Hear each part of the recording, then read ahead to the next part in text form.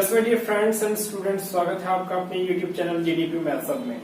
इस वीडियो में हम बात करने वाले हैं क्लास 10th के जो एनसीईआरटी की एक्सरसाइज 7 है, यानी कि चैप्टर नंबर 7 जो है एनसीईआरटी का, उसकी कोऑर्डिनेट ज्योमेट्री चैप्टर का नेम है। उसको हम इस वीडियो के अंदर उसके जो जितने भी बेसिक कंसेप्ट हैं वो हम स्टडी यहाँ पे करेंगे। इस वीडियो में उनके सिर्फ बेसिक कंसेप्ट जो यूज होने वाले हैं पूरे चैप्टर के वही करेंगे, और जो क्वेश्चंस हैं वो लेटर ऑन हम उसकी वीडियोस में देखेंगे। तो देखो, सबसे पहले हम बात करते हैं कि कोऑर्डिनेट ज्योमेट्री से आप लोग फेमिलियर हैं। कोऑर्डिनेट ज्योमेट्री क्या होती है, आपने 9th क्लास में अच्छे से स्टडी किया है। There is any problem then you can comment. And now first of all, सबसे पहले जो हम बात करते हैं इसके अंदर सबसे आती है वो डिस्टेंस फॉर्मूला। इसकी डिस्टेंस फॉर्मूला की क्या चीज है, डिस्टेंस फॉर्मूला कैसे यूज होता है, वो सब आपको यहाँ पे देख। सबसे पहले हम बात करते हैं कि डिस्टेंस है कहाँ पे। तो डिस्टेंस आपके पास कार्टेशियन प्लेन है हमारा, पूरा नहीं मैं बना रहा हूं, एक बार ऐसे मैंने आपने शॉर्ट में बना लिया। तो देखो, कार्टेशियन पॉइंट जो प्लेन है उसके अंदर कहीं पे भी कोई दो पॉइंट्स हैं, ये किसी भी एक्सिस पे आपके किसी भी क्वाड्रेंट पे हो सकते हैं। ये P एंड ये Q। P के कोऑर्डिनेट हैं आपके पास x1 y1 और Q के हैं x2 y2। जो डिस्टेंस होती है दोनों पॉइंट के बीच में स्ट्रेट लाइन होती है, तो ये आपके पास डिस्टेंस हो जाएगी ये। तो ये डिस्टेंस हमें निकालनी है, तो ये हम निकालने के लिए क्या करते हैं, डिस्टेंस फॉर्मूले का यूज करते हैं। फॉर्मूला क्या होता है आपके पास, डिस्टेंस फॉर्मूला, डिस्टेंस कौन सी है, PQ equal x2 minus x1 का square plus y2 minus y1 का स्क्वायर। अब देखो स्क्वायर है तो आप ये भी यूज कर सकते हैं, x1 माइनस x2 का square plus y1 minus y2 का स्क्वायर। कोई दिक्कत नहीं है, क्यों? क्योंकि जब स्क्वायर है तो वो आपके पास नेगेटिव साइन आ भी गया तो उसको क्या कर देगा, चेंज कर देगा, पॉजिटिव बना देगा। सो देखो, इसको हम क्या करते हैं कि डिस्टेंस निकालने के लिए आपके पास देखो परपेंडिकुलर ड्रॉ कर दिया मैंने। यहाँ पे ये इसकी लोकेशन है, ये आपके पास लोकेशन है। अब डिस्टेंस क्या होगी, यहाँ से आपको ऐसे मिलेगी। मैंने क्या बनाया, एक राइट एंगल ट्राइंगल बनाया, परपेंडिकुलर ड्रॉ किए, तो उसके ये क्या आपके पास क्या है, देखो ये एक राइट एंगल ट्राइंगल आ गया।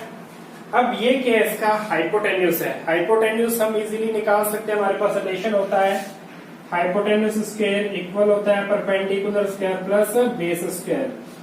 तो सबसे पहले आपको इनकी बेस और परपेंडिकुलर की वैल्यूज क्या करनी होगी, फाइंड आउट करनी होगी।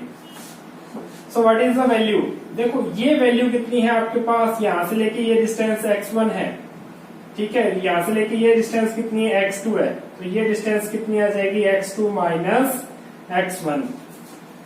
यहां से लेके यहां तक की डिस्टेंस कितनी, x1 है, ये पूरी डिस्टेंस x2 है, ये x2 है,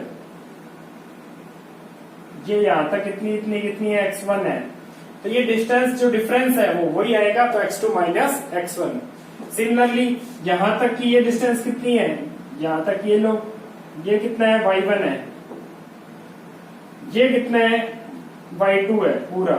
तो यहां से लेके यहां तक की डिस्टेंस कितनी होगी, y2 माइनस y1 होगी। क्लियर? तो ये वैल्यूज आ गई आपके पास x2 माइनस x1, ये y2 माइनस y1। अब देखो perpendicular square plus base square आ गया।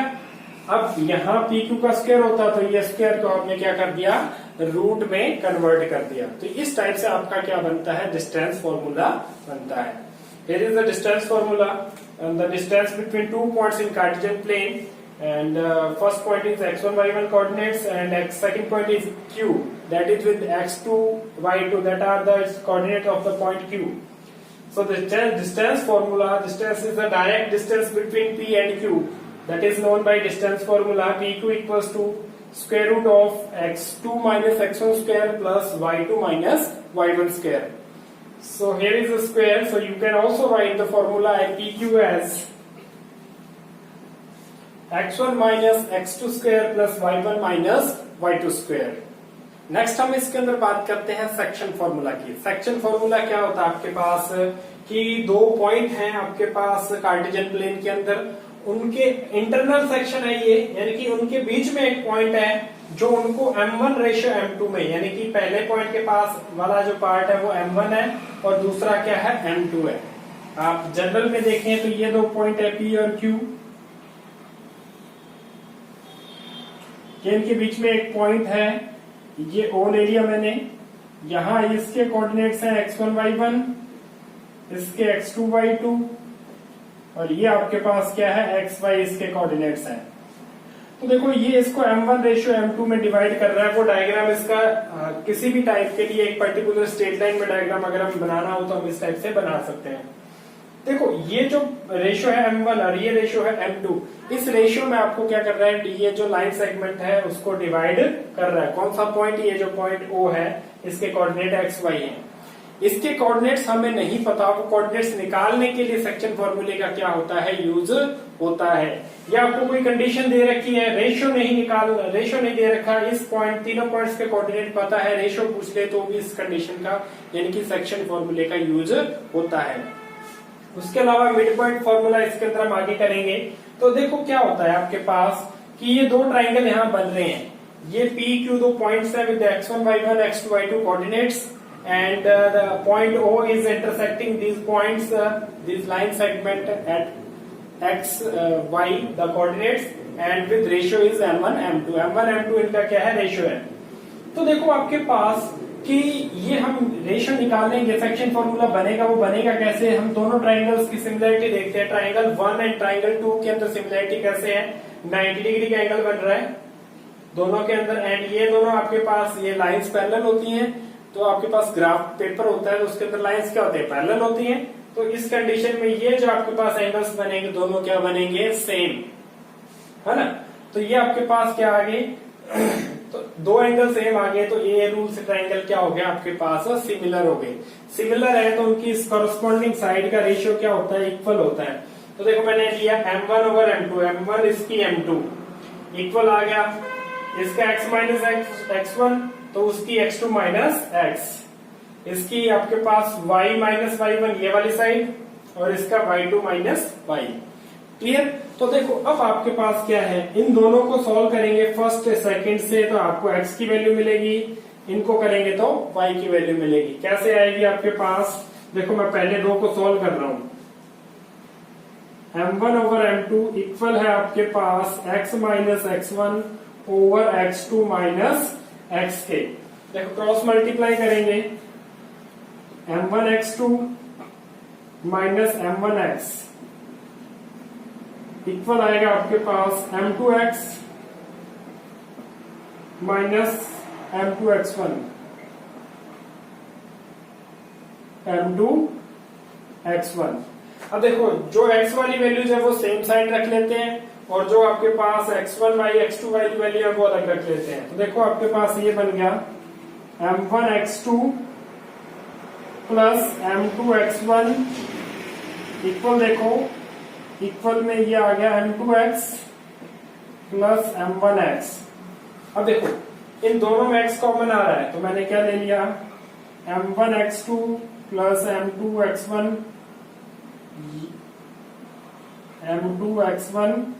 इक्वल m1 प्लस m2 दोनों में कॉमन आ गया और x कॉमन ले लिया मैंने। अब ये क्या चला जाएगा इसके डिवाइड में, तो x की वैल्यू क्या आ जाएगी, m1 x2 plus m2 x1 over m1 plus m2। ये x की value find out, x coordinate की जो वैल्यू है वो फाइंड आउट करने के लिए क्या हो गया इसका सेक्शन फॉर्मूला। सिमिलरली y की वैल्यू मैं सॉल्व करके नहीं दिखा रहा, फर्स्ट और थर्ड से सॉल्व होगी और इसी टाइप से बनेगा y इक्वल्स टू m1। देखो याद कैसे करना है इसको वो भी मैं बता देता हूं, मैं फॉर्मूला लिख देता हूं, m1 y2 plus m2 y1 over m1 plus m2। देखो आपके पास ये फॉर्मूले हैं दोनों, क्लियर। देखो याद कैसे करना है, इंपॉर्टेंट है, याद कैसे रखोगे, एग्जाम में आता है तो प्रॉब्लम ये आती है कि हमें तो फॉर्मूला भूल गया। गलत लग गया, प्लस की जगह माइनस हो गया। तो ये देखो, जब आपकी क्लास 10th में इंटरनल सेक्शन ही है तो माइनस वाला एक्सटर्नल का आपको याद ही नहीं रखना, ठीक है। तो देखो सबसे पहले हम बात करते हैं, इंटरनल सेक्शन है तो दोनों सब जगह प्लस रहेगा, उसमें आपके पास कोई चेंज नहीं होगा। क्या कह रहा है कि x इक्वल है m1 पहला रेशियो इनटू दूसरे पॉइंट का x कोऑर्डिनेट। जब आप x की वैल्यू निकालेंगे तो x का यूज करना है, पहला रेशियो मल्टीप्लाई बाई दूसरे का पॉइंट का x कोऑर्डिनेट प्लस दूसरा रेशियो पहले पॉइंट का x कोऑर्डिनेट, दोनों ऐड हो जाएंगे मल्टीप्लाई करके, अपॉन में जो रेशियो दे रखा है उनका सम m1 प्लस m2। क्लियर है। सिमिलरली y का पॉइंट निकालोगे तो पहला रेशियो दूसरे का y कोऑर्डिनेट, ठीक है, दूसरा रेशियो पहले का y कोऑर्डिनेट, दोनों प्लस हो जाएंगे मल्टीप्लाई होके, अपॉन में m1 प्लस m2। तो ये आपके पास इनका क्या है, सेक्शन फॉर्मूला है किसी पॉइंट के कोऑर्डिनेट्स निकालने के लिए। जो दो पॉइंट्स हैं उनके कोऑर्डिनेट आपको गिवन होंगे। थर्ड हम बात करते हैं आपके पास मिड पॉइंट फॉर्मूला की, कि दो पॉइंट है उनका मिड पॉइंट है O। जो अब देखो होता क्या है, मिड पॉइंट जो होता है वो किसी लाइन सेगमेंट को 1:1 में डिवाइड करता है। तो सेक्शन फॉर्मूले के अंदर जहां m1 m2 की वैल्यू है वो मैंने क्या कर दी, 1 पुट कर दी। तो क्या आ गया, 1 इंटू x2 यानी कि x2, 1 इंटू x1 यानी कि x1, यानी कि x1 प्लस x2 अपॉन में 1 प्लस 1 कितना हो गया 2। तो ये आ गया x equal to x1 plus x2 upon में 2। सिमिलरली y के लिए निकालेंगे तो y equal to y1 plus y2 over 2। तो ये आपके पास क्या है, मिड पॉइंट फॉर्मूला। तो इस टाइप से हम मिड पॉइंट के कोऑर्डिनेट फाइंड आउट करते हैं। सो उसके बाद नेक्स्ट हम बात करते हैं आपके पास एरिया ऑफ ट्राइंगल। ट्राइंगल के तीनों वर्टिसेस के कोऑर्डिनेट्स आपको गिवन हो तो उसका एरिया हम कैसे निकालते हैं। तो ट्राइंगल का एरिया होता है half into x1 multiply y2 minus y3 plus x2 y3 minus y1 plus x3 multiply by y1 minus y2। देखो याद करने को इसको कैसे याद किया जाए, आपने कोई भी कोऑर्डिनेट जो है ट्राइंगल के आपने 1 2 3 डिसाइड कर लेना, ये पहला है, ये सेकंड है, ये थर्ड है, ठीक है। आप एबीसी लें, एसीबी लें, बीएसी लें, उससे कोई फर्क नहीं पड़ेगा, एरिया सेम रहेगा। लेकिन उसका जो ऑर्डर आपने एक बार डिसाइड कर लिया वही उसका ऑर्डर रहना चाहिए। देखो याद इसको कैसे करते हैं, ट्राइंगल का हाफ एरिया तो होता ही है। देखो x प्लस x y में से y प्लस x y में से y, ठीक है।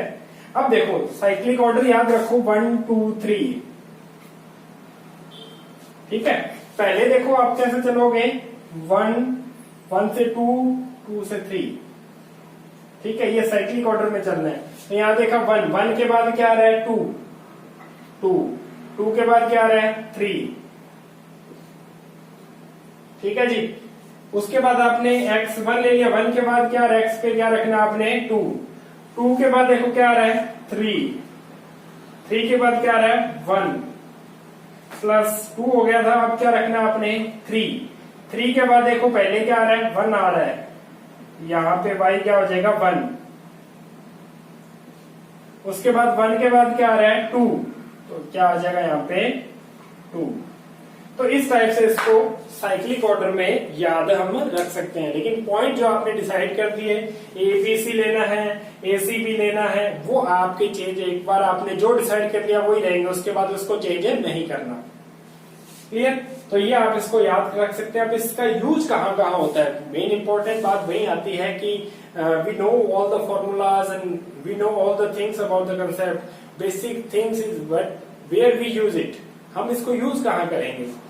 So first of all देखो आपके पास area of triangle, if you have to find area of triangle then use the formula, and the second thing area of quadrilateral की अगर हम बात करें, how many coordinates are there 4, 2 triangles में एक diagonal draw करके 2 triangles में divide करो, दोनों का एरिया ऐड कर दो, आपके पास एरिया ऑफ quadrilateral आ जाएगा।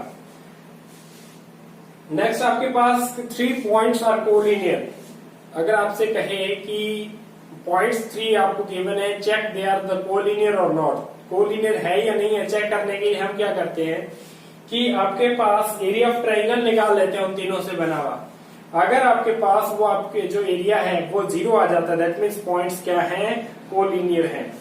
एक फॉर्मूला आप उसके अंदर और यूज कर सकते हैं कि उसमें आप तीनों साइड की लेंथ निकालें। क्लियर?